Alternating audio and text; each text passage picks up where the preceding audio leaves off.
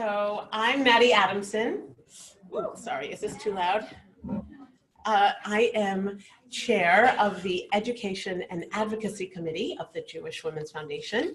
So it's my privilege to welcome everyone here this morning for our discussion on women on the margin. They still coming in? No? All right, to begin, I'd like to ask everyone some questions. And if you have a guess or you think you know the answers, just shout them out. So the first one is, what percent of countries across the globe offer girls and boys equal access to education? Anybody have an idea? What? 12? Across the board. So the statistic is less than 40%. In fact, only 39% of all countries have equal proportions of boys and girls enrolled in secondary school, which is 9 through 12. So the second question, what percent of the world's 796 million illiterate people are women? Any guesses? 52.3%. Did you give us the statistics? So you know. 2/3 of the world's illiterates are women. Climate refugees are people displaced by disasters such as floods and droughts. What percent are women? 70? Actually, 80%. Nearly 80% of climate refugees are women. And as you can probably guess, when disasters occur, women are often at the front lines and have the primary responsibility for finding food and water for their family. What percent of venture funding goes to female entrepreneurs? 2%. See, you know this. No, it's fine. 2%. And to make that even worse, 38% of the organizations applying for funding are run by women. 38% are run by them, but they get 2% of the funding. And when interviewed by venture capitalists, what sort of questions are women asked that men are not? Anybody have an idea? Balancing childcare with professional responsibilities. Probably. Debbie? Are you married? Do you have children? Are you going to have children? Probably. The statistic I have is that women are asked about risk and men are asked about vision. So here are some other interesting and thought-provoking statistics. When women are included in the peace process, the resulting agreement is 35% more likely to last at least 15 years. Rwanda's parliament is 67% women. Yeah, yay, Rwanda. So compared to what in the US federal, among US federal elected officials? Anybody know? 20%. And only 6% of American philanthropic dollars go to international causes. So I personally find these facts revealing and pretty sad. But happily, the women that we're going to hear from today are doing something about it. These three international trailblazers are empowering women and girls to utilize their strengths to mobilize communities on the front lines of war, poverty, disaster, and conflict. We call this population women on the margin. And this is one of the three areas that the Jewish Women's Foundation of New York will focus on this year. For those of you who aren't familiar with our foundation, I'm going to spend about 1 minute explaining who we are and what we do. So the foundation is now an active catalyst for gender justice and social innovation. We believe it's our responsibility as women, as Jews, and as a community to create a more just and peaceful world. So how are we doing that? Margaret Mead, the renowned American cultural anthropologist said, never doubt that a small group of thoughtful, committed citizens can change the world, for indeed, that's the only thing that ever has. So we're supporting the Jewish female in this cohort of thoughtful, committed changemakers. Today's event marks the beginning of this new direction, supporting Jewish female social entrepreneurs and leaders who use a gender lens and their Jewish values to solve intractable issues facing women and girls. It's been found that women leaders transform organizations, act as role models, and entire communities benefit from increased wealth and productivity. So we're providing these women leaders, in addition to financial support, with a unique and comprehensive platform to increase their visibility, to learn from each other, grow their professional skills, and to interact with donors. We have 3 areas of focus, as I referred to before, and our 3 symposium this year will cover one of each of these. Today we're talking about marginalized populations. The second area is amplifying young voices, where we want to highlight those young people who are active now in solving the world's problems. And this will be covered by an event in March.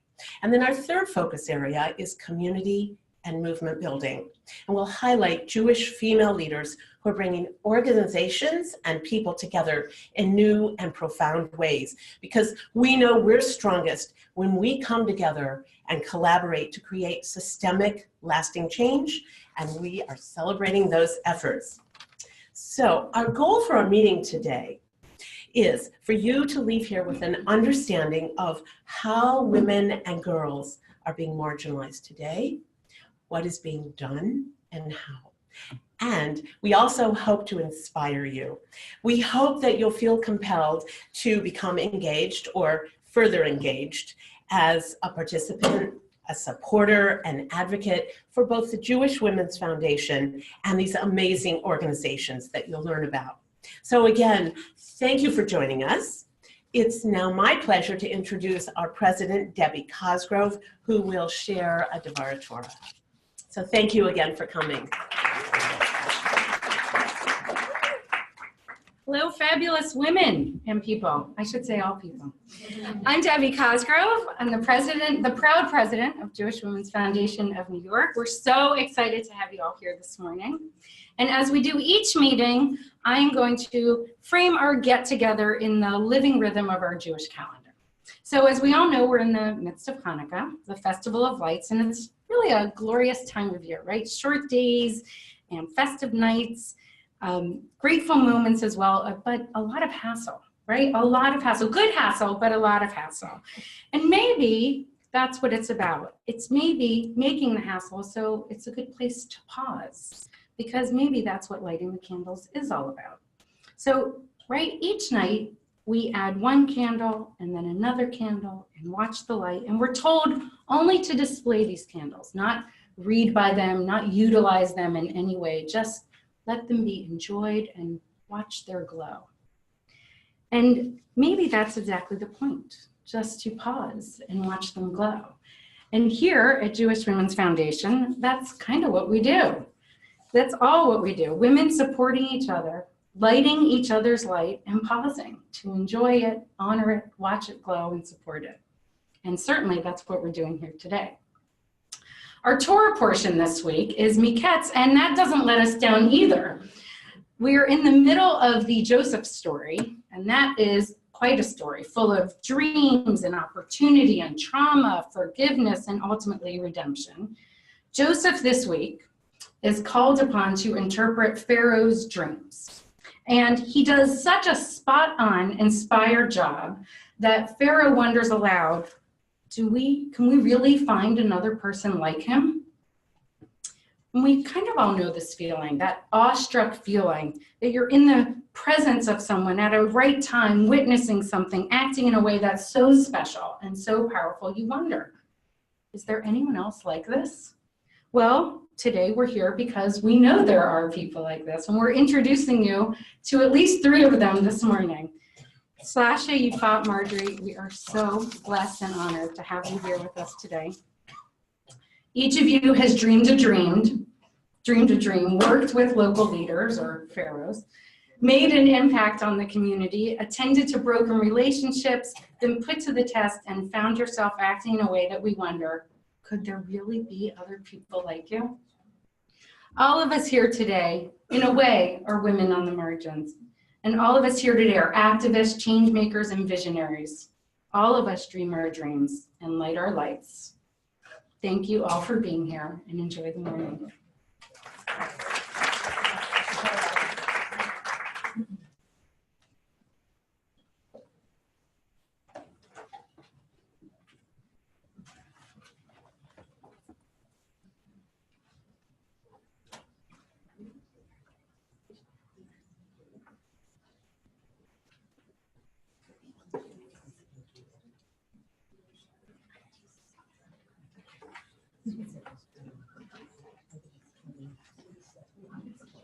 Hi.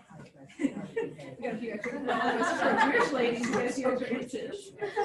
I love being called. Hi. This is Summer. Hello. Can you hear me? No.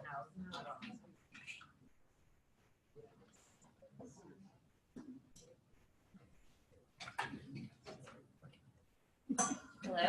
Great. Hi, Debbie. Thank you for that. I'm Stephanie MicroGrants, the Associate Director of the Jewish Women's Foundation of New York. And I'm pleased to stop and admire the light that is the three of you today. So thank you. And again, thank you, Debbie and Maddie, for that beautiful evening. I am sitting next to three international change agents who make it possible for women everywhere to transform their local communities. We asked Sasha, Marjorie, and Yifat to speak with us today because of how they do their work, their programming, the people they work with, their strategies. Those differ. What doesn't differ is that they provide women and girls with the tools and resources they need, and then they take a giant step back and let the local women be the real leaders their communities need. This event describes the women we're talking about as on the margin, but that's not fair. It's just not. First, most of us are marginalized in some way, as Debbie said, and second, if we all just described people by listing one detrimental aspect of their life, well, that would put us all in a very unfortunate light. About 2 weeks ago, Sasha Fisher, who's right here to my left, tweeted a quote, "People are more than the worst part about them." Sasha, that couldn't be more true. The very people that are marginalized also may have tremendous drive, intelligence, and vision. These women here today know how to make those characteristics matter much more than being marginalized. They utilize their leadership and expertise, and in doing so, they make the world more fair and make it possible for women around the world to change their future. Before I introduce them, in front of you are their bios, their one-pagers, and information how you can become more involved with these amazing women. So it is my pleasure to introduce you to Sasha Fisher, who's right here, co-founder and executive director of Spark MicroGrants. Spark catalyzes communities to take collective action through enabling village-level good governance to emerge and prosper. 100% of Spark communities go on to launch independent ventures, and 91% of Spark-funded projects are sustaining. To get us on a more personal level with the speakers, I asked them to share some facts that are not in their bio. So I learned that Sasha sold some of her art in Vermont, New York, and Kigali to seed fund Spark. She also is obsessed with all Japanese cuisine. Next, we have Marjorie Margolies, founder and president of Women's Campaign International, which works to break down barriers and get women a seat at the table in economic development, political decision-making, and civil society.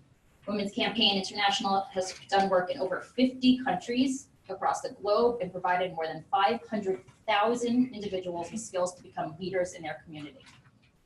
Marjorie's fun facts are that she was the first single woman in the United States to adopt a foreign child. She's the South Atlantic Women's... Really old person. Still were the first. She's the South Atlantic Women's Broad Jumping Champion, and wait for it, the Goat Milking Champion of Creamery, Pennsylvania.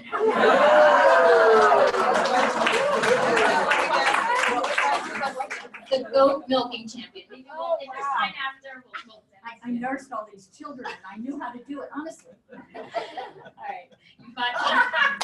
Yifat Susskind, Executive Director of MADRE, an organization that partners with grassroots women on the front lines of war and disaster to meet urgent needs and create lasting change. Over 35 years, MADRE has invested $52 million in local community groups through grants and in-kind support. They've been at the leading edge of women's rights innovations and victories. For instance, they founded the first ever women's farmer union in Sudan and the first and only women's radio station serving the indigenous North Atlantic coast of Nicaragua. Yifat's a lifelong dog owner, currently without a dog and happily looking for one to adopt. In her alternate fantasy life, she's creating an urban, ecologically sustainable, intentional community with family and friends, and perhaps a dog or two. To begin, I would like for each of you to tell us the story of how you became inspired to do your work. Sasha, let's start with you. All right, thanks. Thank you so much. And thank you all for being here. I feel like we should applaud you all. Thank you. We host community meetings in East Africa, and we always think that when a good group of folks come together, that's what matters for affecting change, a little bit like Maddie was saying earlier. And so the fact that you are all in this room and have an interest in creating change in this world, not dependent on what country or region we're coming from, is beautiful. Thank you for being here, and thank you for hosting it. We often talk about like why we do this work based on personal experiences, and I'll get to one of those. But I also think it's important to recognize that there's a lot that came before each one of us that kind of predetermined and influenced where we are today that I don't get the credit for. And my family, when we were Jews in Western Europe, and then at some point had to flee from Spain and go to Eastern Europe, and then we had to flee from Eastern Europe, and then we came to the U.S. And then we were in, Pittsburgh, and then we were in other states, and eventually came to New York. And I feel like there's like a buildup that I don't even know a ton about that history, but some basic premise that, we were able to arrive in new places and be welcomed and be supported and find new community that we could thrive in. And when I think about the work that I do in this world, I think it's connected to that in the sense that, sometimes people ask, like, why are you doing this in East Africa versus in the US, or why are you doing it in this place versus another place? And for me, it's a little bit more universalist. It's like all of us have the right to define our own positive future. And it doesn't matter what nation state you live in, or what gender you are, or what age you are. Every single one of us has that right to determine our own more positive future. And our job is to figure out how do we uplift communities so they can start working towards that. I had some experiences when I was younger in South Sudan that led me to, we were working with, South Sudan was emerging from over 2 decades of civil war, and I had gone with some college colleagues to help, build a school in South Sudan. Had one of the worst access rates to education in the world. A girl was more likely to die in childbirth than attend any part of primary education. And so the idea of building a school seemed like a really nice idea. Like, oh, the more schools for girls, more girls in school, the better this region will be. But when I was on the ground there, I was shown around by friends in Yei, South Sudan, who basically took me on a tour of the empty school buildings and broken water taps, which caused me to pause and ask, why are the school buildings empty? Why is nobody trying to fix the water taps? What's going wrong in this equation? And families consistently told me, oh, that school was built by an outside organization. It's not our school, it's their school. That water tap was built by an outside NGO. It's their water tap, not our water tap. They are responsible for fixing it. And so the question about ownership came up, which is if all of this change is being driven by the outside, it's not sustainable. And at the same time, it's decreasing the sense of community agency to create change, which is the whole reason that South Sudanese had fought for independence. Right? The idea of independence is that we are in control of our own future. And they had just won independence as the newest nation on our planet. And so that felt wrong. And when we started Spark in 2010, it was with a question: is it possible to support communities that are capital poor, but idea wealthy, to drive their own local change and be the founders of their own local projects, whether it's a school for a girl or a farm to feed their families or an electricity line to stimulate local business? It's amazing that you utilized your lived experiences to create an organization that you knew that was needed. Fantastic. Marjorie? Yay, Sasha. Debbie, I am trying to redefine and embrace hustle. Let me give you a bio in a box and tell you what. I graduated from college before most of you were born, and taught for a couple of years, and then ran the neighborhood youth corps, and then started at what is now the NPR station in Philadelphia. And I taught Spanish and social studies, and did some foreign language broadcasting, and then did a news broadcasting program, and then somebody from the CBS station in Philadelphia, the one person who listened to this, said, why don't you do it? Anyway, so I became a reporter for CBS station, and then and won a CBS News Foundation fellowship, and then was hired by NBC and its owned and operated stations, and got very involved in kind of humanitarian stories. One of them was about hard to place kids. So in my late 20s, said, I think I can do this. It took a while. I had a long pre-adoptive pregnancy, but I adopted 2 kids before I got married, then married somebody with kids, then homemade some kids, and then became, and this I say because I'm so, I hate the conversation that's going on now with refugees, et cetera. It's just so mean. We housed a refugee family.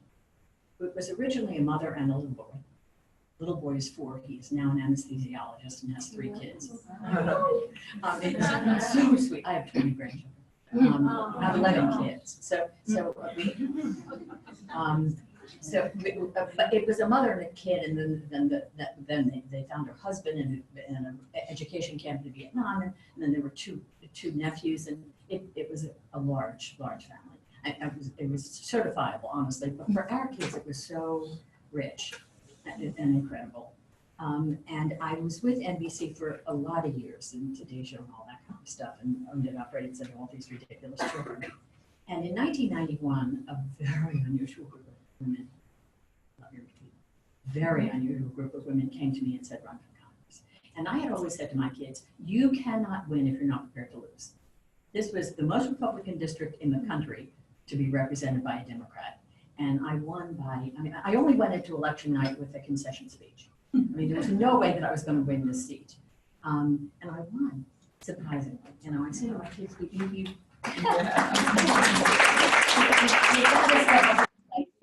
not take a chance to make a chance, or you don't make a chance to take whatever. Every shibboleth that you could possibly imagine.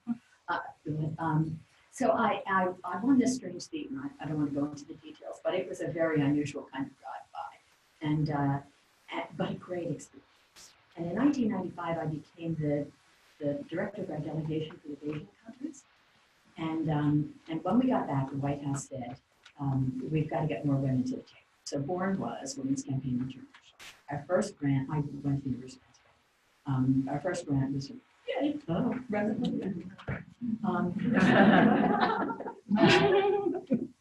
our first grant was from Annenberg. And we've been alive for 20 years.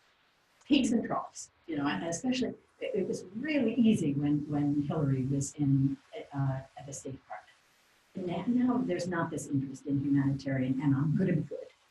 There's not this interest in humanitarian outreach. It really is hard. But the State Department, it was State Department, USAID mission, and I'll tell you stories about it. But and the State Department would come to us and say, we have a grant. What we do is we try to empower them. And we do it with communications, we do it with all different kinds of outreach. High, low. We doubled the number of women in parliament in Malawi. Calista Chimambo Wambu-Tarika went on the president's cabinet, and he married her. So, Marjorie, what was it? You said you were a part of that delegation in China. What was it that happened there? I was the head of our delegation. And how did that connect to you starting Women's Campaign? Well, we listed these United Nations. This was the largest United Nations conference ever, women, and we had commitments.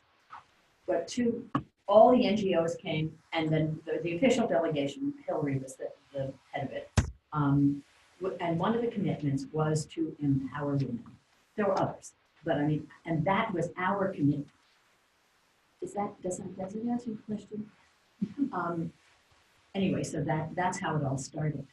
And but what we do is very random. So we doubled the number of women in Parliament, like with Callista, and then she married the president. So then we had the First Ladies Initiative in Africa. I'll use other examples, but we also go way down and we train women who are absolutely illiterate but brilliant. And I'll give you some examples later in Liberia, which and anyway, so that's what we've been doing, and we've been doing it for 20 years, and now it is much more challenging, but we've continued, and we're really lucky to be doing this. To have started where you are and have that perspective has brought so much strength to your organization, and you can see that strength through everything your organization does. She has her very own. That's terrific. That makes it very easy. Good morning. Can everybody hear me? Yeah. I can't tell if this is on. Thank you for organizing and having us all and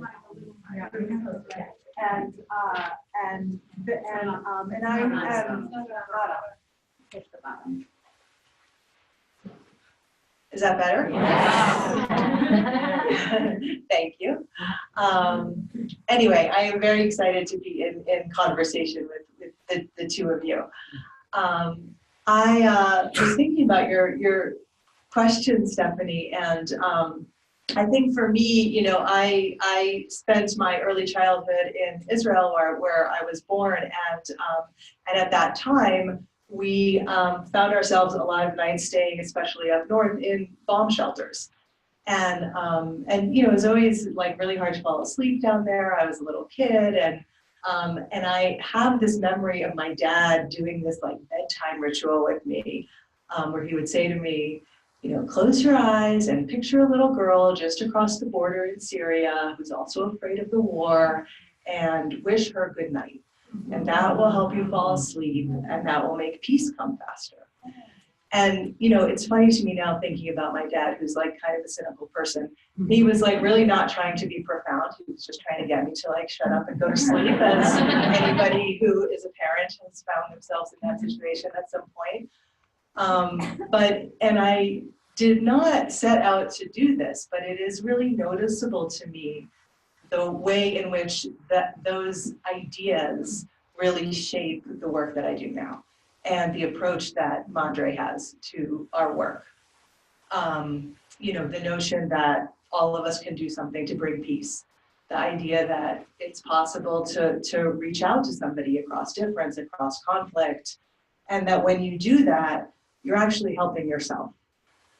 And that is so core to how we at MADRE think about the partnerships that we have with grassroots women's groups around the world, because we might be making the grants, but it's very clear to us that the benefit is mutual, because we're working together for a vision of the world that we very much want for ourselves. And that is sort of the difference between charity and solidarity. And that solidarity approach is really how we move in the world with our partners. When I lived in Israel as a kid, we lived on this kibbutz that my grandparents had founded. We were not remotely religious. And so it is sometimes surprising to me the way that Jewish teachings kind of crop up for me in my work as an activist. It's like not a conscious thing really. But I think of something like, Pirkei Avot, and the idea that, it's not any of our jobs to fix the whole world, but everybody is obligated to do their part. And I think that, I'm just paraphrasing, by the way, but I think that, if I didn't actually believe that, it would be not possible for me to tackle the work that MADRE does, which is big, big work, as both of you are doing, right? Ending gender violence, addressing climate change, building peace. That is not a one-person job, and it's not a one organization job. So we understand, I understand this personally, MADRE as an organization understands that we're doing our piece of the puzzle and that's all we can do. And we are relying totally on you and on you and on you and on every single person in this room to do their part, right? And that's how we think about movement building and social change. So I'm really, really happy again to be in this conversation with you.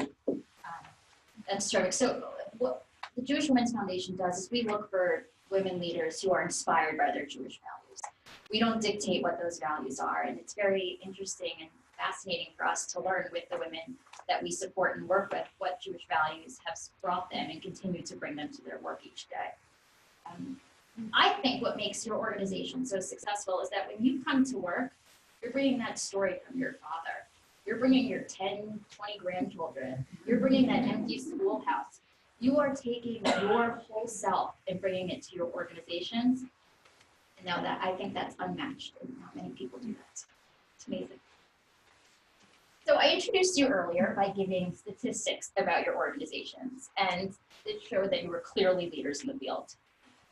Another way to get to the heart of an organization is to tell a story of how the organization changes people's lives. Can you share with us a story of your organization in action so we can get a sense of your impact? Right. Thanks.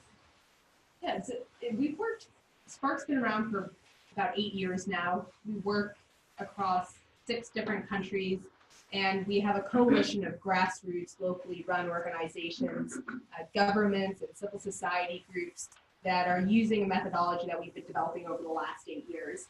And that methodology is a community organizing approach paired with a seed grant. So every single village that we work with, women and men, young and old, get to sit together, talk together, thank you, and plan together for their own village plan. And then every single village receives $8,000 to implement a project, whether it's the school or a health center, an electricity line, whatever it may be.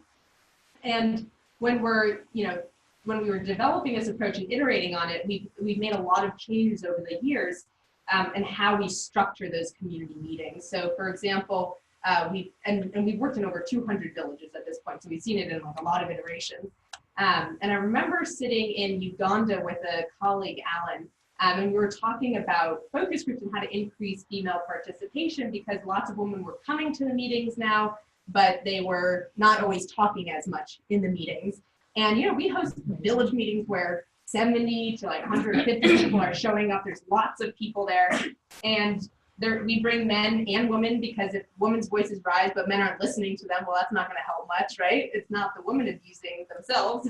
It's the men creating the household violence. So we need to bring them along in that journey.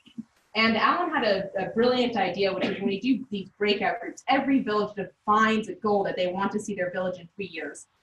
And she said, instead of breaking into focus groups, so if you have 70 people, breaking them up into groups of 10 people each, if there's men and women mixed, it'll just be the men who are talking because you need to be respectful, right?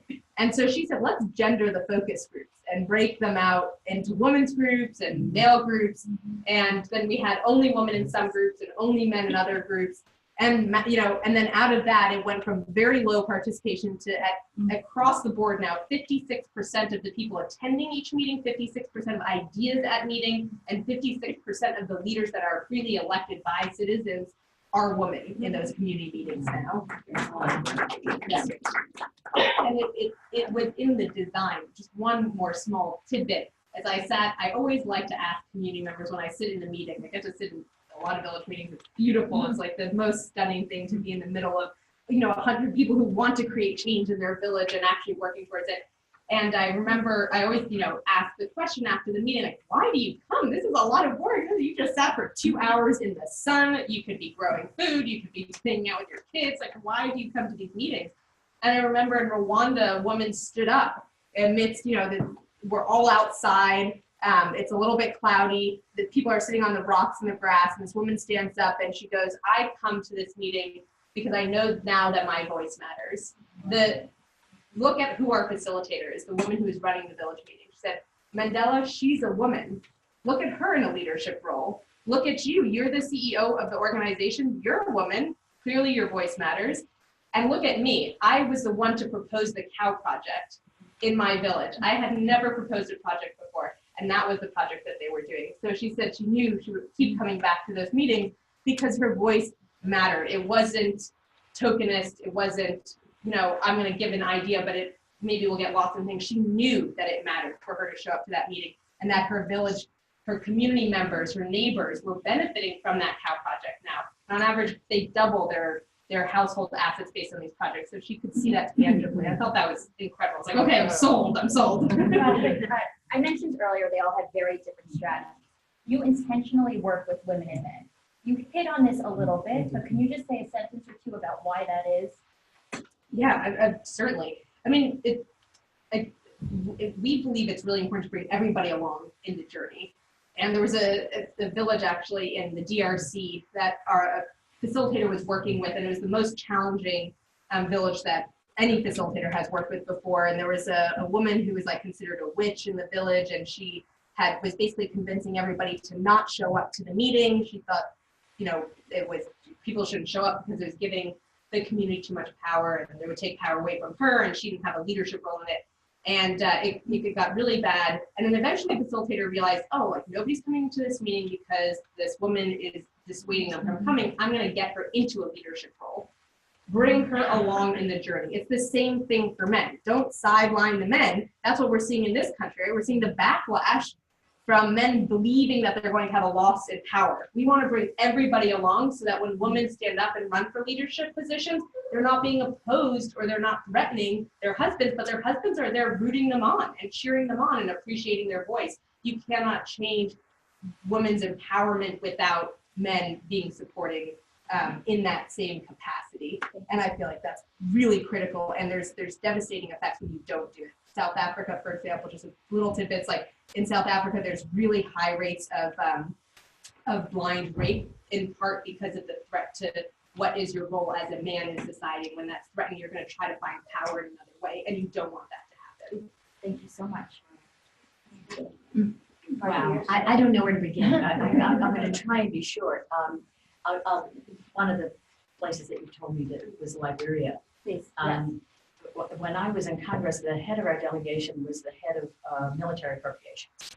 And I went to him and I said, you know, we've got to get women to the table. In Liberia, very marginalized, post-conflict, which is where we are a lot. And by the way, I totally agree with you with regard to, we always go in and work with the chiefs, et cetera. So we got a grant from the DOD. We went into Liberia in 2003, it was quite a while ago. And we got them into the table. We discussed this. Women are not at the negotiating tables when they discuss peace, and women know how to do that. They don't want their kids to do that. And they liked us. And USAID Mission, that's USAID Mission on the ground, gave us a series of grants. And we went into every single solitary region, every village, and we trained women, DOTs, and then we trained trainers, and they trained women. I say this because you never know what's going to happen. As I said, what we do is so random. We trained 100,000 women. And What did you train? In communication, financial literacy, depending, we go in and we listen, and we figure out, we do a lot of prep. We don't go in arrogantly, we listen, what is needed here? You see this gorgeous picture of a woman walking down the dirt road with a big bucket and her adorable kid. I mean, that she's getting water, and she spends 3 or 4 or 5 hours a day getting water. It means that these kids are not being educated. I mean, so if you can drill a well in the community, you save thousands of hours. So our idea is to listen. So all of a sudden, we've trained 100,000 women, 100,000, and Ebola hits. What is Ebola? Ebola is a disease of information. And our women, as I said before, many of them illiterate but brilliant, were on the ground to spread the information. What's the information? Stop the ritual cleansing. Stop, I don't know if you go into a room in Liberia, that the grant is a click. So you grab somebody's hand and you click with his or her finger. That had to stop because you could exchange codes. You had to, if somebody comes back to a village, they were rejected if they had Ebola. Well, these are exactly the people who are immune. So these are the people you should play with. there are 10 things that you had to share. And our women were able to share. We had no idea. We are credited. If you read any of the articles about stopping Ebola, it's because the women and our women who were trained shared the information. And that's what it's all about. We went into the different villages and listened. In some of the one of the villages we went into, they have a real problem with cassavas. They go bad before they get to the market. We went in and they wanted to do. By the way, this is made. They grind down the bumpers. When the cars are abandoned, they grind down the bumpers. And so this is made from the bumpers of cars. And that's what our women do. This is from Tanzania. Isn't that cool? No, but we went in and they wanted to do a crafts project. And we said, well, wait a minute. They were given a grant. And we said, no, you should buy a cassava grinder. And they bought a cassava grinder, knowing that they had to fix a part of it to its being fixed. Because you go to these villages, you see these big things that are broken down and they're made into planters. But and the women rented out the cassava grinder on the weekend. They had enough money to open up a very small shop for furniture, which was needed. They had money then from the furniture store and the cassava grinder to open up a restaurant. And now they're building. They're actually building a small hotel. This is all in like This is MicroGrants from a cassava grinder. And so I mean that's what we can do. We can kind of and. What strikes me is that you say we listened, and you say that like it's nothing. But it was you listening and the organizations that we see that listen that do the best work. Because they see that, oh, the way we were going to do it is entirely wrong. Oh, and the way the people here want to do it, that's what's right. And because of that, and we've been in places where it didn't work and we pulled out. I mean, you know, we go and we listen and we try to figure out, but it's still, I mean, these women, the women we work with and men too, but I mean, the women are so wonderful and so inspiring and with nothing. I mean, we have a lot we can learn from women. Oh my gosh, and you're right. It's about getting there, listening, figuring out how we can plant the seed, and you know, and I don't want to say what their needs are, but you know what really is what we can do that makes a difference. Thank you so much.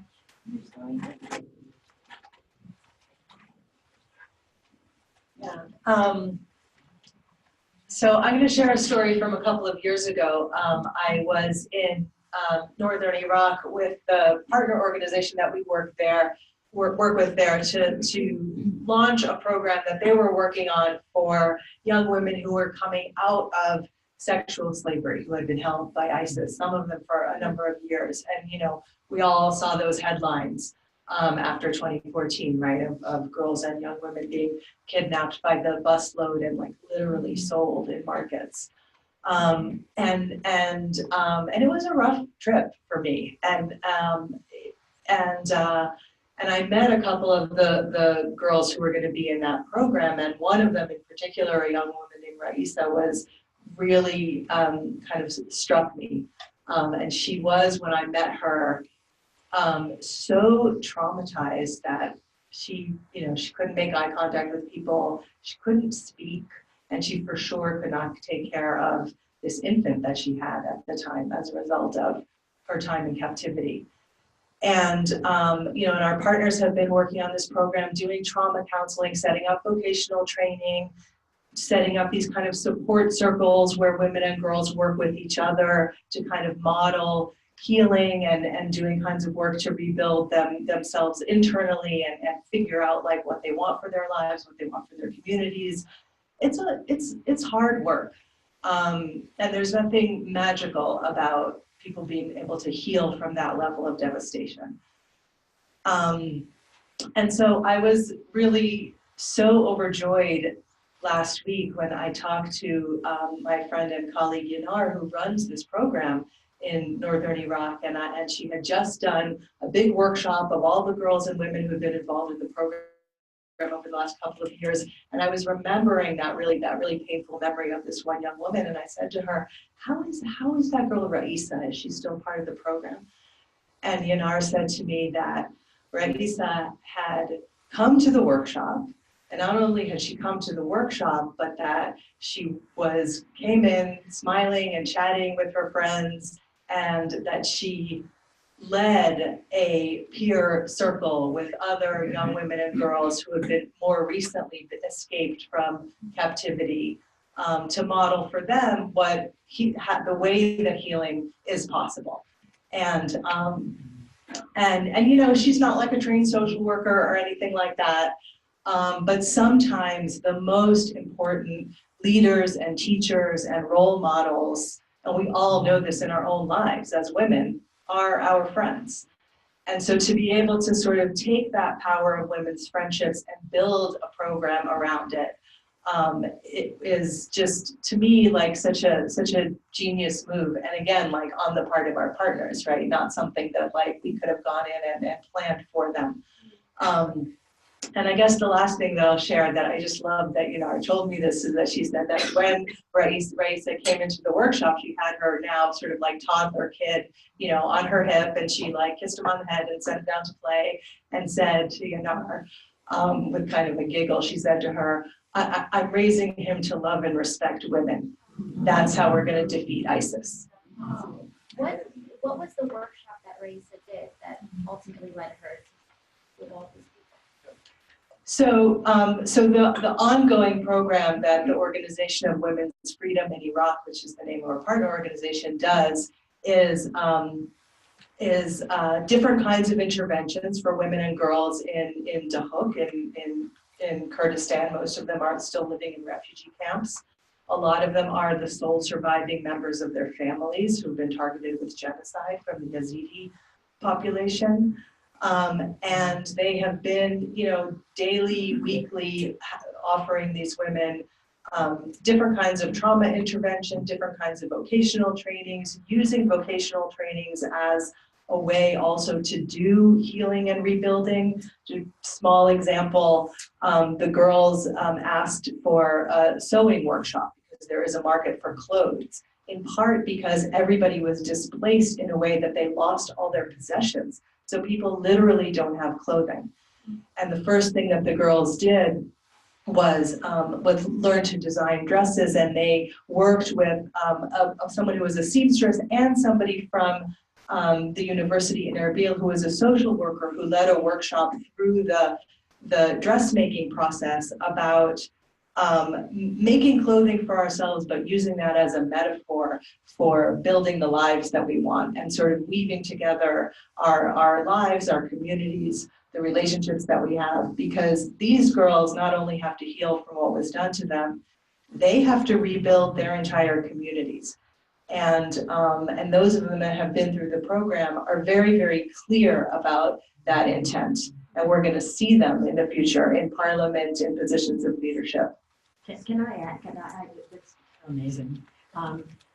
One of the things that we learned is that when girls can mentor others, they really learn.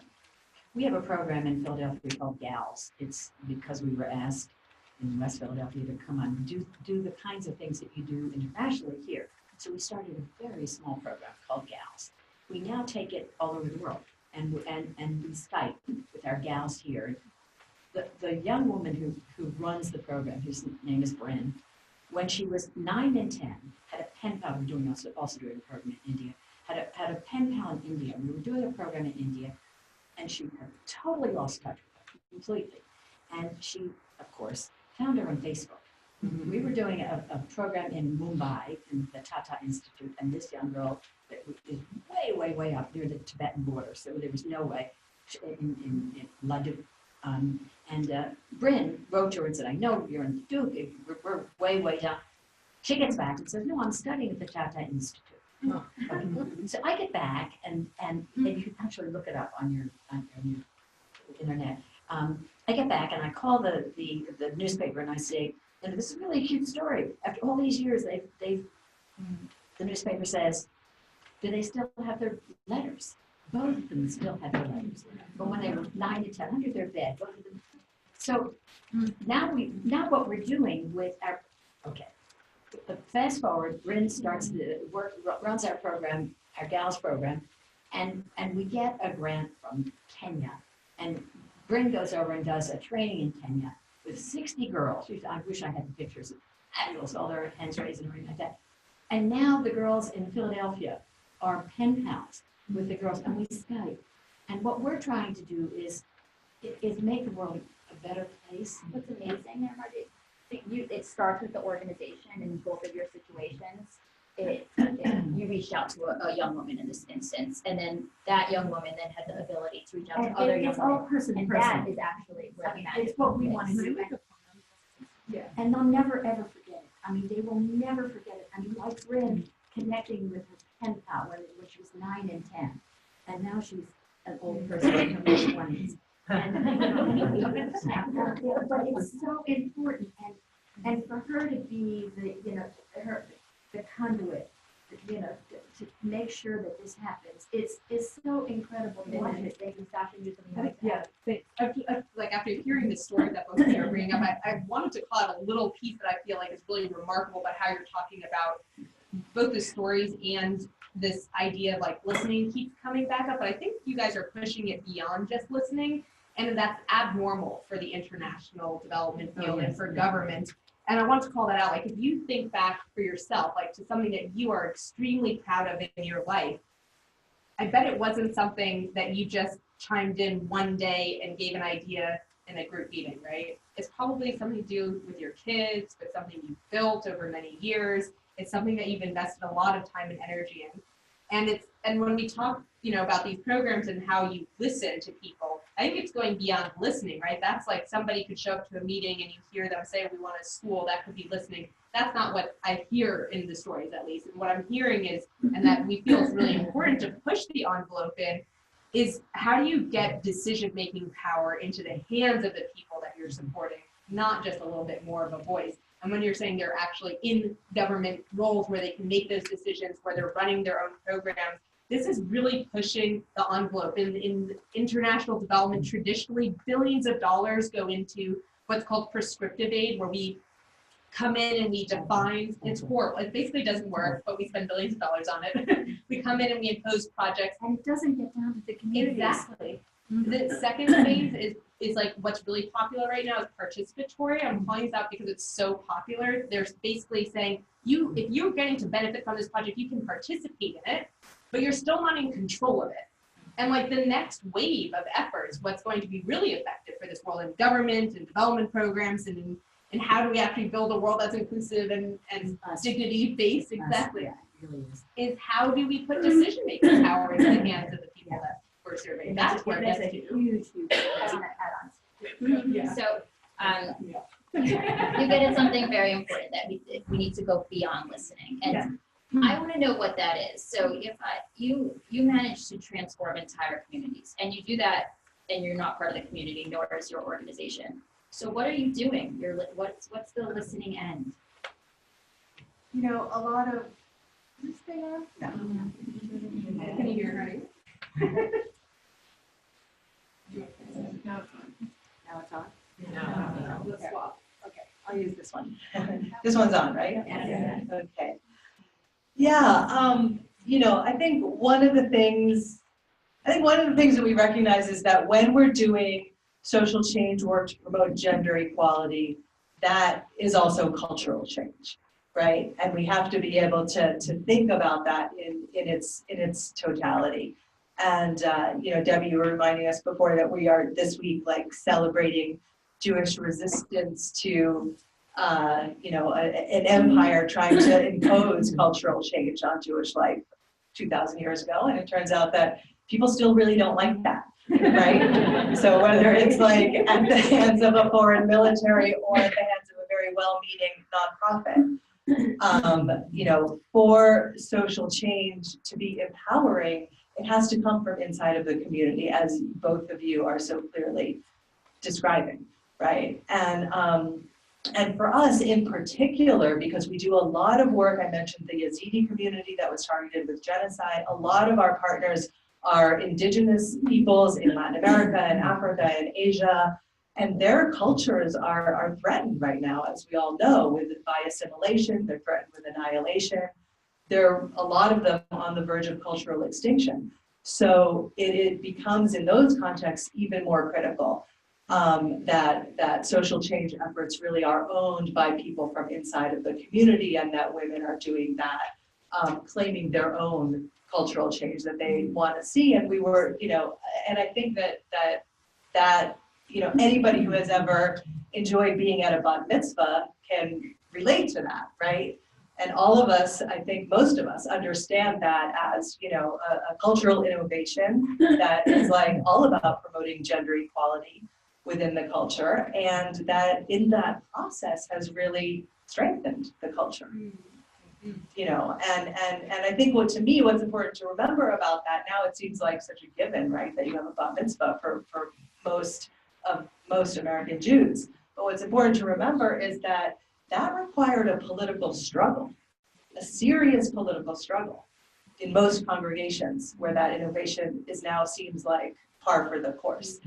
And the reason that political struggle was empowering to the Jewish community is because it was waged with love and with integrity from inside of the community. And that is how we approach cultural change with our partners. It's not us coming in and saying, oh my God, it's horrible that you people do this, whatever it may be, right? It's women recognizing that they need that change for themselves and their daughters, and they are creating the agenda, and we are supporting them and being responsive. To build on top of that, because I love those points that you're bringing up, there's a whole discussion that's happening in the US and around the world right now about this crisis of government. Like, what is going on? Over the last 12 years, we've seen a net decline in democracy in over 110 countries, right? This is not a new thing. This is not just a US thing. This is like around the world. We are all scared. And what you're bringing up with there's a lot of pre-colonial indigenous organizing structures that are powerful. And it's not just important that we tap into them so that the communities that we're living in these regions can thrive within those structures and that they don't die out, but actually we might benefit from learning from them and bringing them back into how we operate our own governance structures. You saw before, right, in Rwanda, 67% of their parliament is women. And we just celebrated in the last US election that we went from 20 to 22% female. I mean, that was our celebration. Let's clarify that. 800,000, mostly men, were killed in Rwanda. So what was, and I don't think that that's the way to govern. Yeah. I mean, that's not a good idea to wipe out a lot of the male population and then, women will get to the table. But I think the point of it though is that the government actually made the government open up states for it. Yeah. You're right. I mean, but now when you look at how the government is running, it's quite good, which is lovely.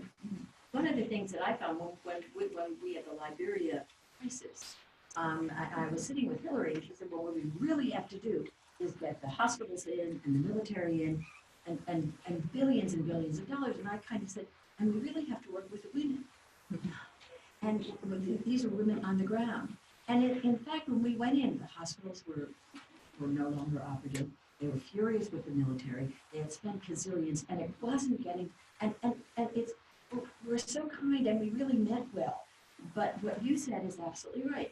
That sometimes when we kind of go in and just kind of plop down huge amounts of money, it doesn't get to. We would give our women $100 or something like that, and they could feed their village for a week, and let's stay with you for a second. So we are trying to create such change, but there are so many obstacles, and you're talking about the different ways that you work to create change.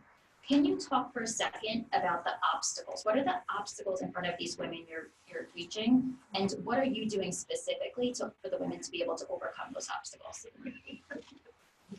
I've lost. I can see the obstacles are very uneven in different places, but they're huge. They really are, and the women are so resilient. One of the biggest obstacles that we have now is that our government is not interested in humanitarian operations, and without.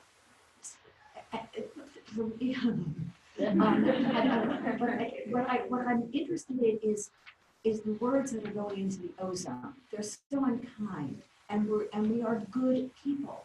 So what we're trying to do in our organization is get to the back to the listening. go to a community, figure out what the needs are. The obstacles in every place we go are huge. We got a grant a while ago from the State Department came to us and said, go into the MENA region, Middle East and Northern Africa. 18 countries, we had to cut 2 because it was too dangerous. We went in and we worked with these women, and they were extraordinary. Some were quite sophisticated in Morocco. Some were not American geographers of the countries. But what we did was we listened to them and we figured out what they were talking about. I would say, if I can make a generalization, a heuristic, I think the most important thing is that they know that they've got to get their girls educated. So it sounds like the obstacles that they were facing were just not having the opportunity. They had everything there. It was just not having the space or the agency to take advantage of that power and that vision that's within them. And your programs, whatever they are, have that ability to pull that out of them. It's really nice for you to answer that question. You did a really good job. Do either of you have anything you want to add to that? It sounds like regardless of the obstacle, that's what it's all about here. Just giving the women and the girls that space, that agency, and making sure the communities know that this is what's going to happen now. Yeah, and I think in order to do that with, we were talking before about what does it mean to work with very marginalized women, it's not just about creating the space and offering the opportunity, as you said, with the really powerful example of the empty school buildings. You also have to address like the underlying obstacles that are getting in the way of women stepping into that opportunity, even when it's there. So to be able to do things like, give women the training that they need to be able to negotiate with their fathers and husbands about why they should be allowed to even leave the house to go to a meeting.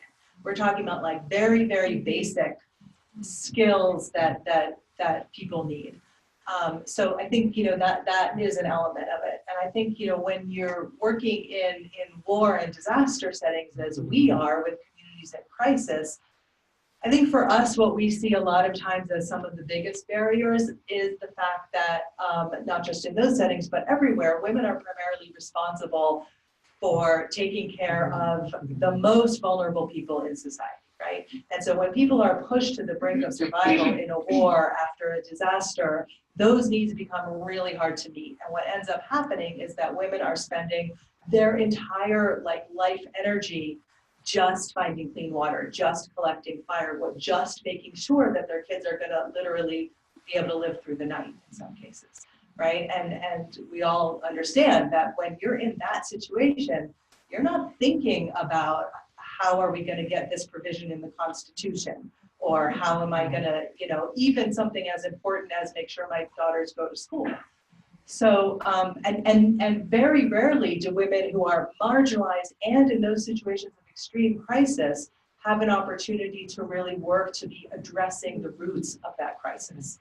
And so it's like what you were saying before about like pushing the rock up the hill and it comes back down, And so for us, I mean, that's why we are one of the relatively few organizations that does grant making to make sure that women at the local level have strong organizations so that they can provision their communities with food, with water, with healthcare, with the needs that they're identifying, but also so that women can do the advocacy work and have a voice in policy making, whether it's at the Village Council or at the United Nations or all the spaces in between, so that they can actually change the underlying conditions that are addressing these crises. Because overwhelmingly, the most serious problems that people are facing at the community level, those problems have been created very far away from those communities.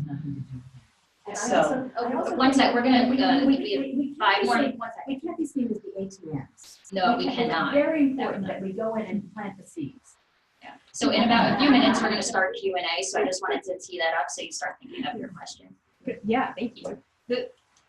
Completely agree. We can't just be the ATMs. Also, like when we think that there was this whole debate in the US a few years ago that maybe you guys read, like there was a articles in the Atlantic and somewhere else, and one person was arguing about female empowerment, which is like women need to start being able to play the game, right? And basically what she was arguing was like women need to start acting like men and showing up like men in a corporate institution or in their organization or in government so that they can get into those roles and make decisions. But when you get there, then you're just acting like the men were acting, right? That's worked. And there was a counter argument, which was maybe we need to change the game, right? Change what is the game that we're all playing? And so if we reimagine what that aim is so that there is space for women and men, people of other gender identities, whatever age, whatever background you have, to be able to step in. That's not a question of just about how the individual engages with that system. It's about how do we design that system. And right now, we're talking about barriers, but right now, because the world is in such a tizzy about how we're governing and what's happening, like we have a moment to reimagine that. And it's our duty to think boldly about how we reimagine it. Let's not try to make marginal change. Let's reimagine how the entire governing structure could look so that's inclusive for women, men, people of other genders, people from everywhere in the world, so that we're not shutting down our borders, we're opening them up for people. And that is the biggest opportunity that we have right now. We have to seize that at this moment. That would be terrific. Thank you. The final thought before we go to Q&A. Yeah, I just want to pull something out of what you just said, Sasha, which is so brilliant and something that I think is shared by a lot of the grassroots women's organizations that we work with, which is to notice that when there is a crisis, that is the biggest opportunity to make positive change. And we have seen that work in the opposite direction over and over again. You know, we have seen corporate actors, for example, going into communities that are devastated by natural disasters and saying, oh, this is our opportunity to buy up all this beachfront property and turn these communities into resorts. We've seen that. We know what that looks like. But that can work in a progressive direction also. And it's really, really important to notice that as we, you know, we can despair about the state of the world, or we can look at it and say, things are crumbling and this is our opportunity to rebuild them on a stronger foundation. And that's what you're talking about. It's really important. Earlier, Marjorie, you said to your kids that you have to take chances, you have to take risks, and sometimes it's not going to work out. But we've seen what doesn't work out, and now we need to use that and go forward. I always say that, and I don't want to sound sour, but you know, that you learn from the tough times, and you learn from the losses, and you learn from the challenges, and I am friggin' learning. If we're going to create change for women and girls, we need to take chances, and I think that you're all doing that. It's not that I don't want to learn anymore. Right. You know, let's put all those things together and figure out what the learning experience is. I would like to take a break at this very dynamic conversation and open it up to the audience. Betsy, I see you have your hands up, and we'll just go around the room. Thank you. And you're very clear about, thank you, and you're very clear about steps that you take to success. And then I heard Marjorie say, sometimes it doesn't work, and then we have to leave, have to pull out. And I'm interested in knowing how you recognize when it tilts to that point. In some, thank you. I mean, in some cases, it's really easy. We were in Namibia, which our president calls Nambia. We were in Namibia, and we set this whole program up. It was a training, and we were working with the women's groups and everything like that. And the women's, the official women's organization said to us that they loved what we did and everything, but they want us to give all of the funding that we have as help to them, and that they would, we couldn't do that. We couldn't do that. And when we got there, we had set this up, dinners, everything like that, and they just were so negative, and the ambassador and everything had just had a fight with them, bad headlines and everything, and we couldn't do it. So we pulled out, and we were really sad. That was very clear. Sometimes we've gotten on the ground, and it's very clear that the women, you know, the communities don't have the same. We just miss the mark. So we'll slowly back out. But for the most part, that doesn't happen. Sounds like you know what you are and you know what you're not, and what you're able to bring, and you're not going to change yourself, right? And it's, in the end, it won't work out for everybody. Yes. This is from what Sasha said, but it could be anyone can answer. I would like to hear more about how you see the men in the programs you work shift, and how the men see the women and the women see the men. And I just, you spoke about breaking up the groups for women and then men at the village meetings that created the that the women can hear their voice speaking. Like, I feel like there's a piece missing between those, the divided groups, then actually bringing it back so that everybody can hear. So could you speak a little bit more about that, and then the first question?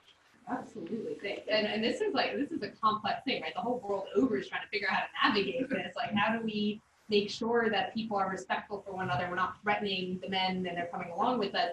And it's not an easy fix in the area. So there's a lot of research done in the microfinance world, which is not our world, but it basically shows that when women get capital to start local businesses, there's an immediate spike in household abuse, and then afterwards it falls. That is the trend, right? You threaten someone's power, abuse spikes, and then eventually you figure out how to navigate it and fall down. You can see that in what's happening in the US right now in the last years, and hopefully a positive outlook for the next 10. But within the communities that we're working in Uganda in particular, the gender divide can be really bad. And Carolyn might be able to speak to this better than I can. She just came over from Uganda and is working with us here in the US, so please top up where I'm going wrong here. But what we see is a lot of women have not been allowed to participate in public spaces before. So the women are not, like, have never been to a village meeting where they've never, been allowed to, like, say, this is what we want for our village, and sit and meet with the men and the elders and actually make those decisions. They have lots of other power in those villages that exist in other forms, right? They're very powerful, but not in that public kind of village forum setting. And so when we host village meetings, there was one village in Natsisape in eastern Uganda where women started attending the meetings, and they said, our facilitator became really concerned because she said, oh, they're going home and their husbands don't want them to come to the meetings. They don't want them outside of the household. And so they were facing household and domestic abuse as a result of attending these meetings, which is horrifying to us. We also knew that, like, we can't come in and be like, hey, men, like, don't do that. That would just make the problem worse. What ended up happening in that village was the women who were going to that meeting, they saw how effective it was for citizens to be sitting together and talking and problem solving together. But the women just did a little break-off group. They're like, we're going to sit, we're going to talk about how to address this with our husbands, and we're going to figure out a way to communicate it to them so that they're okay with us coming to this meeting. I would have never in a million years figured out how to communicate this back to the men. And the women were brilliant. They said, oh, this one woman, Rose, I think she's like one of the most badass people I've met in Uganda. And she said she went back to her husband, who had not allowed her, he was not happy she was going to these meetings. And she said, your milk business, you know how hard it is for you to get that to town, and you have to go all the way around this river, and it takes you an extra 2 hours every day, and it's such a pain. Well, in those village meetings, what we're doing is we're going to build a bridge so it's easier for you to bring your milk to market. Tapping in. Yeah. Yeah, well, in one sec. So he just to finish that point though, like, he started coming around to the idea of her attending, and on top of that, when they got around to actually building this bridge that was going to go over the river to help everybody get to town easier, he went and he provided free labor to help build that bridge. And when I was there in that meeting, I was sitting on her plot of land, and up on the side of their mud wall, there was a big piece of flip chart paper. And I asked her, what's on the flip chart paper? And she said, that's the advertisement for the next community meeting. And it was on their home. Carolyn, Stephanie was kindly asking if I one of the big. Oh wait, hold on. Is there something you wanted to add? Yes, I'm Carolyn from Uganda with Spark MicroGrants right now. There are two extremes I would really love to put here. When we are talking about women empowerment and us rising up to see that everything goes well for the woman and increase the percentages that earlier introduced the session because they're really low. We look at what happens when we get there, like after the women are standing up. So those are the challenges that bring around the domestic issues now. When we stand up, when we get the women up there, then the issues go to, I would say, to the bedroom, because now they feel so strong, they get so empowered, and all that happens. So how the other issues for us to think about, how do we then maintain the balance? Because otherwise the men are going to still come down to us, and you can't go there, you can't do this, because maybe they're giving you too much power, and I can't stand you right now. I know. Yeah, but then, yeah, it still goes back to what Sasha says. We want to get there, and then when we get there, we act like the men. We assume to be so strong, and now we want the men to be the women. Yeah, so those are some of the things we would like to think about, but also making sure that, yes, in all these campaigns that we put out, we don't make the women get more vulnerable, thinking that everyone is looking at me, and so maybe I just can't do anything before they come to me and tell me to do it. Yeah, it's getting a lot better in Uganda. It's so true. We talk so much about the campaign and the change, but what about after the change? What's the continuous, what do we have to keep doing to keep things at the status quo? And so often that isn't given enough or any attention. Let me just say Really one quickly. quick. Okay. What we found is very, very effective is we do community theater. We have a grant from Sage Publications, and we go into the community and we say that the things that are toughest to deal with, do you have any community theater? And everybody does. Everybody wants to be an actor and actress, and they put together these wild presentations. You can see them on our website, and it's lovely. It works. Fantastic, thank you. Yes, I have that. I saw a hand over here. Yeah, okay, first of all, I'd like to say I admire everything that you have done or throughout your careers. It's quite astounding. As a teacher in New York City schools, I'm dealing with this, believe it or not, in New York City. Well, we're talking about low-class kids who are in inner city schools for 40 years, okay? Here's the problem. First of all, when we send money to these countries, it's going to a government that's supposed to be distributing money. However, you know, these governments, many of them are corrupt. How do we deal as the United States giving this money to these, make sure that these governments, we're supposed to be able to come in and tell these governments that you're supposed to distribute the money that we give you.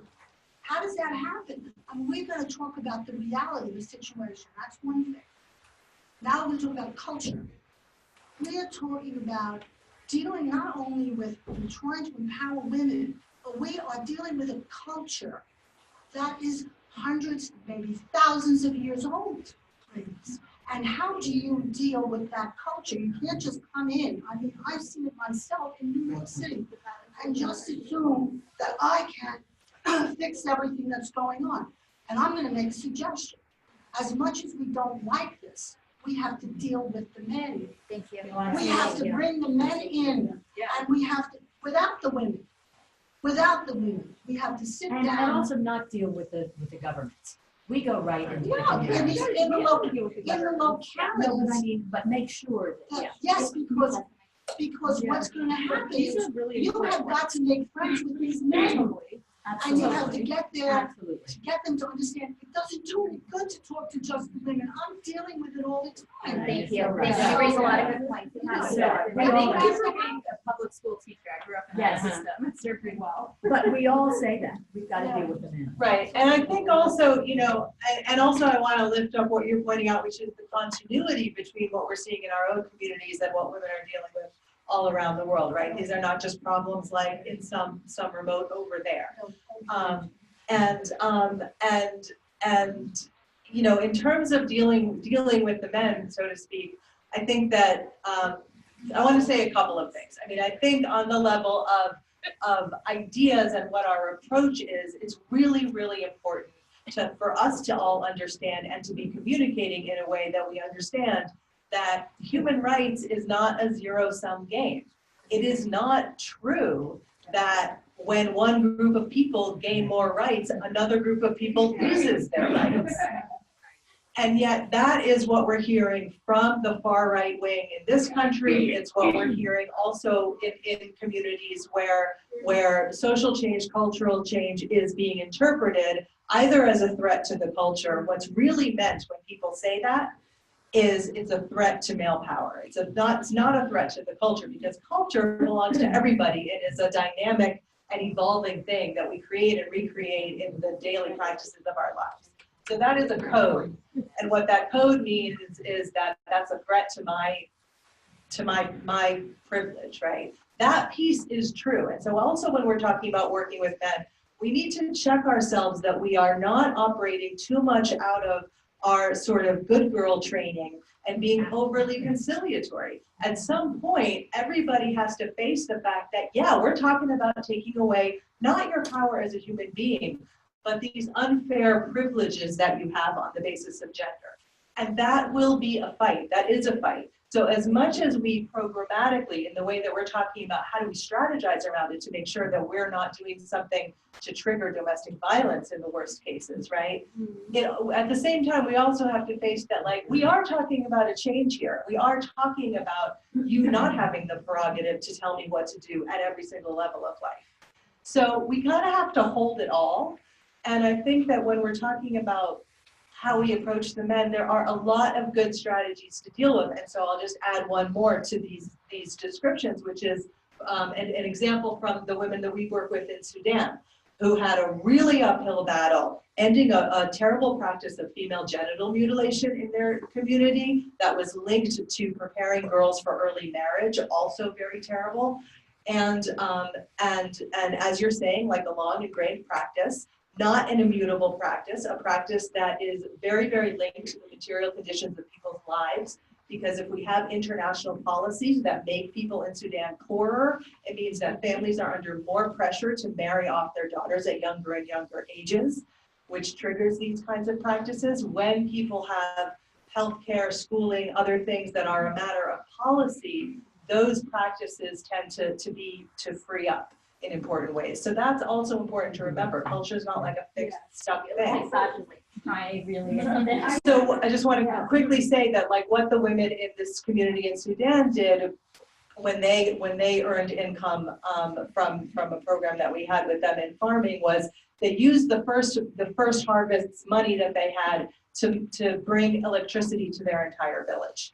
And so what they communicated very powerfully is that women having rights is good for the entire community in a very concrete material way that everybody could literally see every single night. And that makes a difference. Yeah, I so appreciate that you brought up female genital cutting, because it's one of these things when we talk about cultural norms and the evolution of culture is not stagnant, right? And there's this huge falsehood, actually. Female genital cutting is one of these areas where it's like people are like, oh, it's been around for thousands of years. No, it's actually like pretty much been around for like 50 to 150 years. It's a new practice.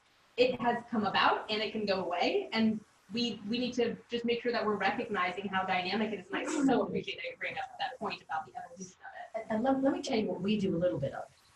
You called it female genital mutilation. You called it female genital cutting, okay? When we are at a table trying to figure it out, if you sit down, you know this, and you call it female genital mutilation, they know where you're coming from.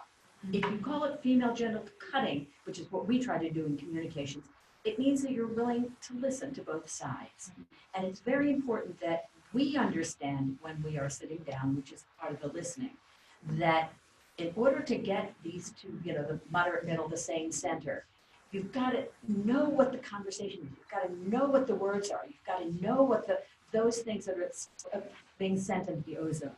The power of language in everything that you is do. huge. And even listening to the language you use when you talk with the people, with us, it transforms everything. Every single word is so important when you're trying to do this work. It's true. I saw a bunch of other hands. Let's go here and then over there.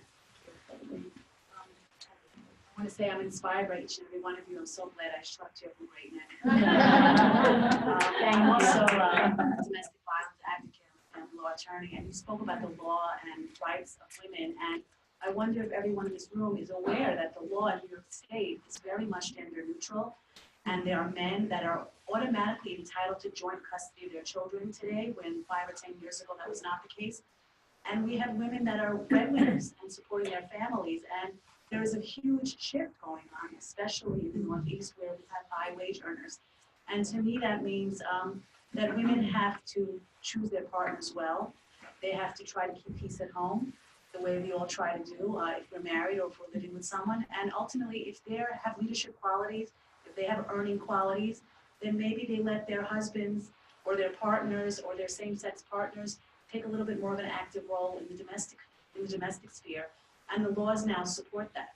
So women have to leverage their power and use it any way they can. I mean, domestic violence goes on in all areas of society. I have many clients that are very wealthy and are very much in a gilded cage, very much imprisoned by all of the gender norms and all these sad things that are really very universal. And that's, I think, my one takeaway from today is how universal these problems are. It is true. And that women, whether we're Jewish or not, we are all have the same problems around the world, and it's so nice to see what you're doing. I'm very inspired. Thank you. For what you're doing.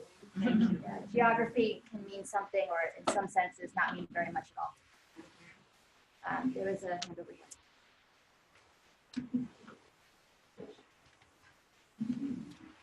Thank you. Also very inspired. I have this image of looking at this Hanukkah on the third day, and 3 lights up there with this wonderful shaman.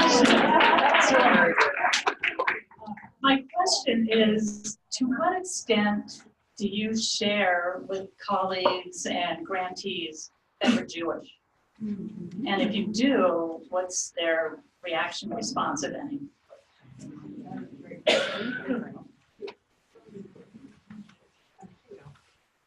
I think we do a lot of work in the Middle East, in the West Bank and Gaza, and in Syria, and in Iraq, and now in the communities where Syrians are refugees in Jordan and Lebanon and Turkey. And so for me, with those partners, I think probably what's more sort of more salient than that I'm Jewish is that I'm Israeli, and that has been always like something that's important to talk about right away, because otherwise it's like such a giant sort of elephant in the room, because there's a real, as everyone knows, sort of at the level of government, certainly conflict, and also often at the level of individual people, and especially when people don't know each other, right? Once you have an actual relationship with another human being, it's a different matter. So those are conversations that that I have with the people that we work with, and often people are very, very, very curious about that, more than anything else, curious, because we've been so cut off from each other. And I shared a story about going to Iraq a few years ago, and I will just share that I have also a U.S. passport, and it says in there that I'm born in Israel. And so when I went through customs, the guy at the kiosk, and this was not our partner, this was like a guy at customs, looked at my passport, and then he kind of did a double take, and he said to me, you're Israeli? And I said, yes. And he said, can you just wait here for 1 minute? And I was like, oh God, here we go. I'm not gonna make it through the airport. And he came back with 3 heavily armed men who came around the other side of the kiosk and did this to me. And it was like literally the only time in my life that I have been looked up and down by like a group of men, and it was not the least bit hostile, not at all. It was just complete and utter, like they were just amazed. They couldn't believe it. And they were all like, welcome, welcome to Kirsten.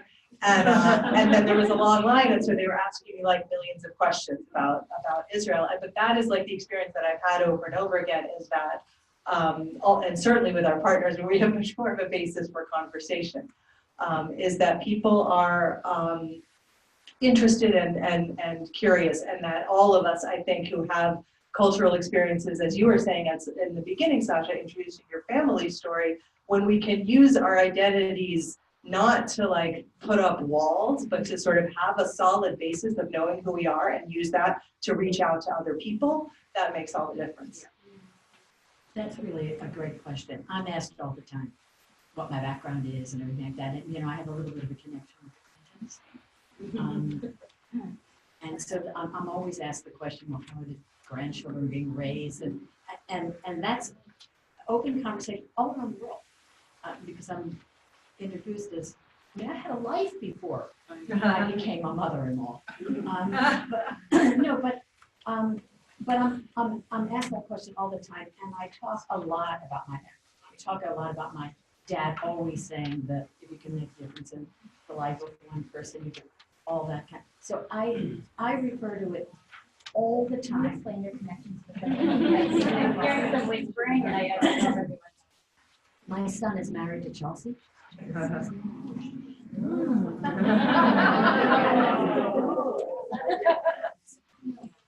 So cute. I have all these grandchildren. They're the youngest ones. And but I'm asked that question all the time, because I'm introduced, as Hillary Clinton's mother-in-law. Excuse me. I love it, and she's amazing. But I did have a life before that happened, but the Jewish connection is always, how are the kids being raised? And my kids are very observant. Half the family is Catholic because of the refugees, and and half of them are Jewish and very observant. I mean, my two boys are really extremely observant. And so the question is asked all the time. I'm very proud of it. I had to only be once taken out of Jordan because having nothing to do with my being Jewish because of uprisings. And the State Department made sure that we got out, not major, just rough and dramatic. But we've been very lucky, but very proud of Jewish connections and background. Quickly, how do you communicate through these lectures? You don't speak the language. We always have translators and. Does things get lost in translation? We also are in the.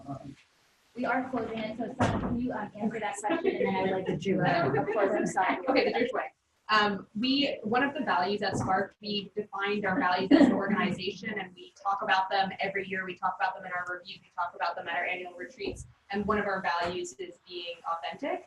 And so when we show up and we talk about who we are with our colleagues and with our partners, it's not that we choose the one of our many identities to bring to the table, that we try to show up and think about authentically, like, why are we here? Why are we doing this work? And why are we doing it in the way that we're doing it? My father's an abstract painter. Like, what a little story from when I was younger. He's an abstract painter, and he always talked about this space on the canvas that was empty, and how some people talk about it as being empty, but for him, that space creates the space for the paint when it is there to be present. And the idea of sim sum, right? So it's that God removed itself from the world so that then the world could exist. And in a lot of the way that we approach our work, traditional philanthropy and traditional aid goes in and builds stuff. It physically puts more stuff in villages, right? You build the school building, you build a water tap. It's a new thing that exists. Our work is not about the stuff. It's about the process.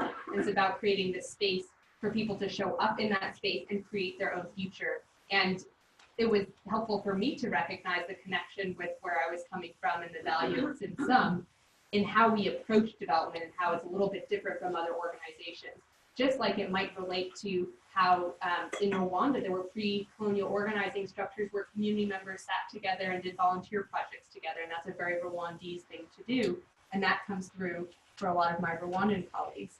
So we really relish in thinking about our identities that way. Before Jamie closes up, I would like you each to think in like 30 seconds or less. So my brain's going a million miles an hour thinking, what did I just learn? What can we do differently? And I'm sure all of yours are too. What have you learned, heard from each other, or realized in this past 2 hours that has been really, really important for you?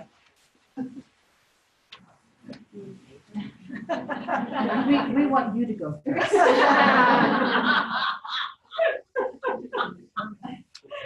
As I've been sitting up here, I appreciate learning more about both of your work, because like even the extreme scenarios that you're working in the Middle East has resonated a lot with some of the refugee settlements that we've been working in, and the camaraderie in terms of like, how do we create new spaces for women to step up into leadership. And I think one of the things that's come through both with some of the questions and the work that I'm learning more about, and really appreciating, thank you for the work that you're doing and leading, and have created space for people like me and my colleagues to do the work that we're doing, is really when we're thinking about, we often think about like, how do we improve the way philanthropy is done? And we each go on our own journey about how do we do philanthropy. I think my takeaway from today and from the years of exploring how do we do this better is like, let's make sure that we're investing in changing the game so that the game is more fair to the people who are playing it. And also making sure that when we invest our philanthropy, we're thinking about the system. We're not thinking about how much impact can my dollar have on a thing, but we're thinking about how to change the system. We're not ignoring government, we're not ignoring human, and we're thinking about how to build community, and then our dollars can be the most effective we possibly can. What she said. No, I totally agree, and it is exactly what I would say, but it's also, I'm sitting here thinking how much we all have to work together. One of the big problems is we're all seeking the same dollars, so that working together is absolutely essential. We go into a room and we don't see each other as, as holding hands and working, and we've got to. There's so little, as you saw, 2%. I mean, there's so little money there. We've got to get there, listen to the men and to the women in communities, and figure out what the next steps are. we are in a situation where there's not a warm, funny, fuzzy attitude to humanitarian, efforts, as you've heard me say over and over again. So we've got to link arms and figure out how we can work together and work with all of you guys and say, give until it hurts.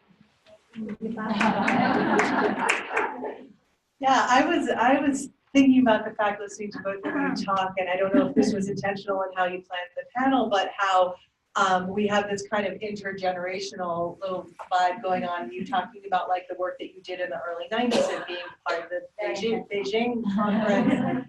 So I kind of like feel that, and I can hear the way that like the work that you're doing is with a lot of young people involved in the organization. And one of the things that we are really conscious of, I think, and all of us are, is that the work that we're doing, and even when we're doing emergency humanitarian aid that is very, very urgent, ultimately the work that we're doing is the work of generations, right? This is historic work, this is social change work.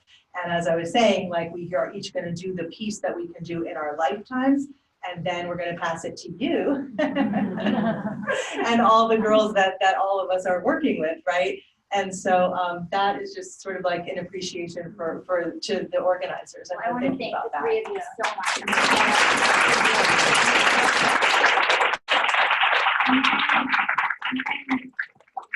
Make it possible for the communities to lead without you entirely, and I feel like you end up actually following.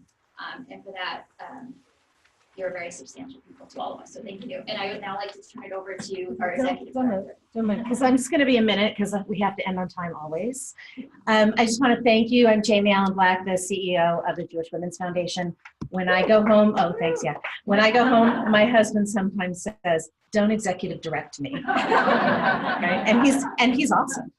So I was going to tell you all this stuff about how the foundation was started by really awesome women, many of whom are in this room. And in 1995, I was going to tell you that, but I'm not. I was going to tell you about how we are intergenerational. That's one of the things that we bring, is we have the opportunity, no matter our age, to sit at a table and make decisions about supporting, not just with money, but with many, many other ways, women like these three women here. And I thank you for being here. And you're pretty much first on the block to know that this is what we're doing. So no longer are we putting our resources specifically towards organizations that are doing programs that do X.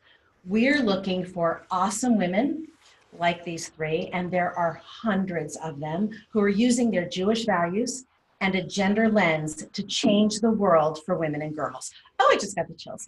Okay. So I'm not telling you that part either.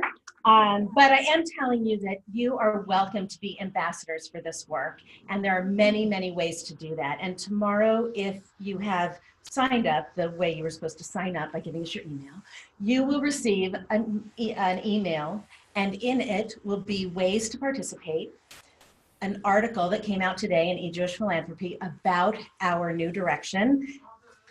Wahoo, right, yay, thank you. And when you support the Jewish Women's Foundation of New York, and when you participate with us, there's lots of ways, you're supporting women leaders, and you're creating the leaders that we need in this country and in the world right now. So that is what I have to say. I want to thank you for being here. And one more thing is that, I was going to do this whole visioning thing with you. I'm not.